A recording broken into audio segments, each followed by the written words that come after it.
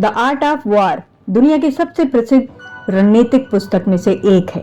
इसे लगभग 2500 वर्ष पहले चीनी सेनापति और दार्शनिक संतोष ने लिखा था। ये पुस्तक केवल युद्ध के बारे में नहीं है, बल्कि जीवन, व्यापार, नेतृत्व, राजनीति और व्यक्तिगत संघर्षों में जीतने की कला सिखाती है। इस पुस्तक का मुख्य विचार ये है कि सबसे बड़ी जीत वो है जिसमें बिना लड़ाई के जीत हासिल हो। संतोष मानते थे कि बुद्धिमानी, योजना, धैर्य और सही समय किसी भी ताकत से अधिक महत्वपूर्ण है।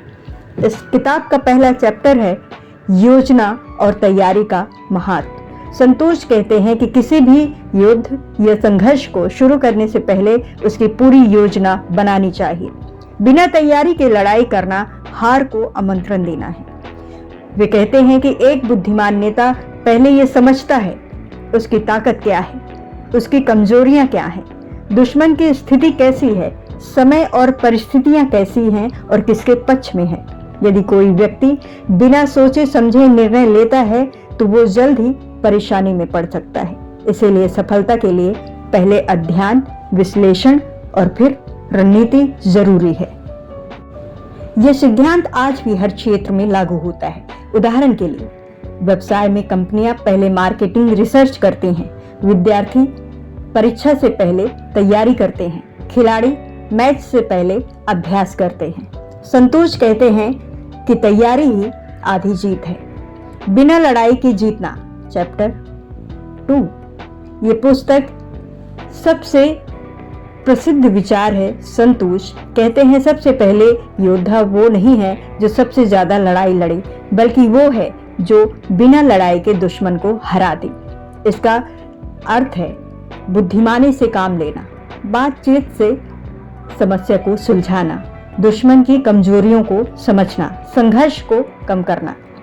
वे कहते हैं यदि युद्ध लंबे समय तक चलता है तो दोनों पक्ष कमजोर हो जाते हैं। इसलिए असली कला जल्दी और समझदारी जीतने में है। आज की दुनिया में ये विचार कूटनीति, बिजनेस और रिश्तों में बहुत उपयोगी है। कई बार गुस्से या टकराव की वजह से शांत रह करके समाधान निकालना अधिक प्रभावी होता है। चैप्टर 3, खुद को और दुश्मन को जानो।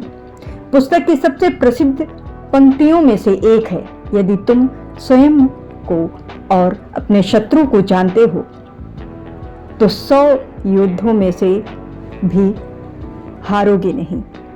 इसका मतलब यह है कि सफलता के लिए आत्मज्ञान और परिस्थितियों की समझ होना जरूरी है। अगर व्यक्ति अपनी क्षमताओं और सीमाओं को समझता है तो वो सही निर्णय ले सकता है।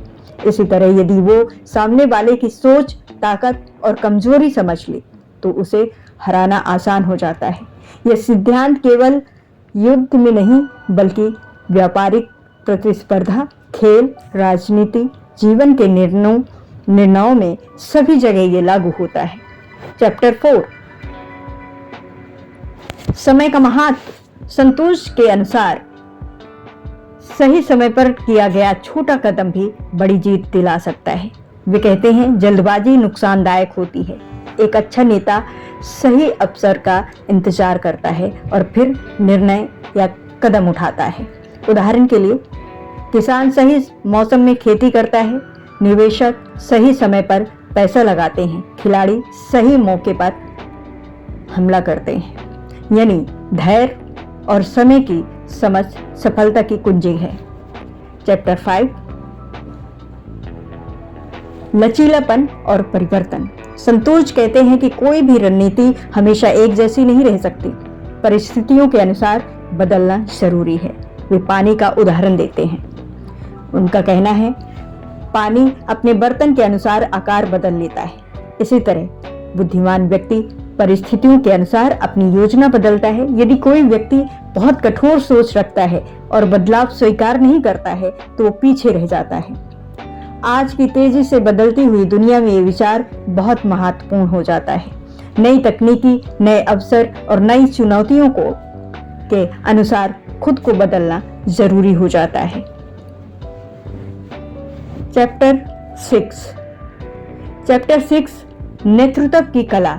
इस पुस्तक में एक अच्छे नेता के गुणों पर भी जोर दिया गया है। संतोष के अनुसार नेता में ये गुण होने चाहिए: बुद्धिमानी, ईमानदारी, साहस, अनुशासन, दया। एक अच्छा नेता केवल आदेश नहीं देता बल्कि अपनी टीम को प्रेरित भी करता है। वे कहते हैं सैनिक तभी अच्छा प्रदर्शन करते हैं जब उनका नेता उन पर विश्वास करे और उनका सम्मान करे। आज ये सिद्धांत कंपनियों, सेनाओं, संगठनों में साफ दिखाई देता है।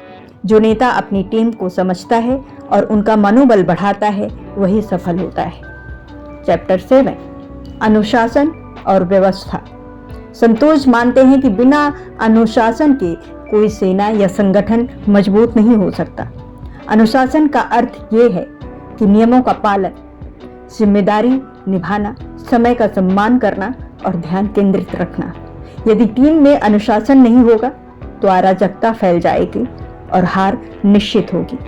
ये सिद्धांत व्यक्तिगत जीवन में भी लागू होता है। यदि व्यक्ति रोज मेहनत करे, समय का सही उपयोग करे और लक्ष्य पर ध्यान रखे तो सफलता आसान हो जाती है। चैप्टर 8, भावनाओं पर नियंत्रण। संतोष चेतावनी देते हैं कि गुस्सा, अहंकार और डर इंसान को गलत फैसले लेने पर मजबूर कर देता है। वे कहते हैं, गुस्से में निर्णय मत लो, डर से कमजोर मत बनो, अहंकार से अंधे मत हो। एक सच्चा रणनीतिकार शांत और संतुलित रहता है। आज भी ये सलाह बहुत उपयोगी है। कई लोग भावनाओं में बह करके गलत निर्णय ले लेते हैं जिससे नुकसान होता है। चैप्टर 9, जानकारी और जासूसी। संतोष जानकारी को बहुत महत्वपूर्ण मानते थे। वे कहते हैं, सही सूचना जीत की कुंजी है।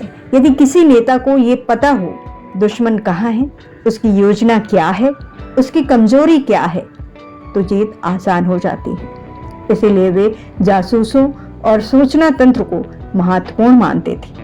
आज के समय में भी कंपनियां मार्केटिंग रिसर्च करती हैं, सरकारें इंटेलिजेंस एजेंसियों का उपयोग करती हैं, खिलाड़ी विरोधी टीम का अध्ययन करते हैं, यानी कि जानकारी शक्ति है। चैप्टर 10, संसाधनों का सही उपयोग। संतोष कहते हैं, संसाधनों को बर्बाद नहीं करना चाहिए। वे कहते हैं, लंबी लड़ाई के खिलाफ थी क्योंकि पैसा खत्म होता है, सैनिक थक जाते हैं, जनता परेशान होती है। इसीलिए वे कम संसाधनों में अधिक परिणाम पाने की सलाह देते हैं। आज बिजनेस और जीवन में भी यही सिद्धांत लागू होता है। जो व्यक्ति अपने समय, ऊर्जा और धन का सही उपयोग करता है वही आगे बढ़ता है। चैप्टर 11, कमजोरी और ताकत का खेल। संतोष कहते हैं कि हर व्यक्ति और हर संगठन में कुछ ताकतें और कमजोरियां होती हैं। एक अच्छा रणनीतिकार अपनी ताकत का उपयोग करता है, अपनी कमजोरी छिपाता है, दुश्मन की कमजोरी पर हमला करता है। उदाहरण के लिए, यदि दुश्मन थका हुआ हो तो उसी समय हमला करना बेहतर होता है। ये विचार खेल, रणनीति और व्यापार में बहुत इस्तेमाल होता है। चैप्टर 12, धोखे की रणनीति।